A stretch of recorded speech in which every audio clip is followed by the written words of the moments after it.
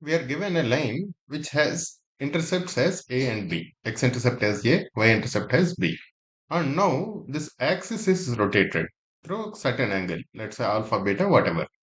The origin is fixed, origin is not moved. Then this the same line in the new axis has intercepts P and Q. Now what is the relation between this A, B, P and Q? Right, the axis is rotated, the line is kept the same. Right, it looks like this. The diagram looks something like this. Earlier the line is this brown one. Right, the line is still the same, just that the axis, which were earlier the black axis, has shifted to blue axis, right? Let's say this is the angle with which the axis is shifted, right? Now earlier, let's say this is A and this is B. Now this has become P, and somewhere here it has become Q, right? What is the relation between A, B, and P and Q? Right now, when line this axis is rotated. Okay, before this also the what this line is at a distance of this pink units. Let's say the distance is some d, right? The distance, perpendicular distance from origin to this line, let's say it is d. Now when the axis is rotated, the line is not changed.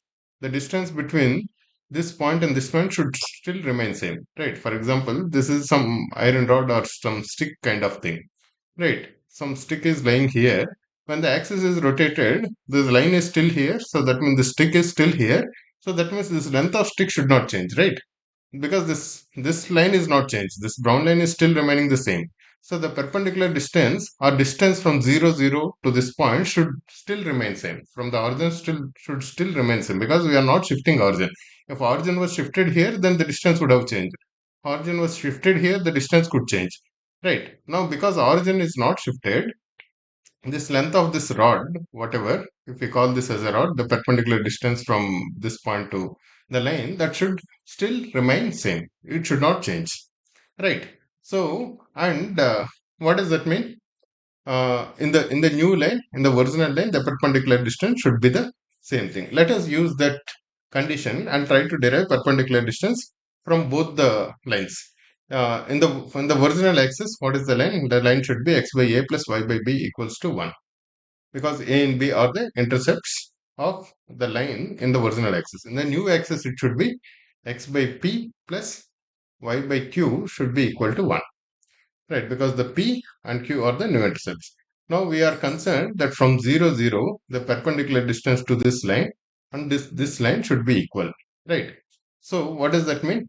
From 0 0 to this line, what is the perpendicular distance from a line of from 0 0 to this one? So then we just have to ax1 plus bx2 plus c by under root a square plus b square. Right. This is the distance when distance of perpendicular distance from a point x1, uh, x1 or y1, ax1 plus by1 plus c, from x1 y1 to this line ax plus by plus c. Right. Because it is origin, so then it becomes 0 plus 0 minus 1, because we are talking about distance, we will take only the positive distance.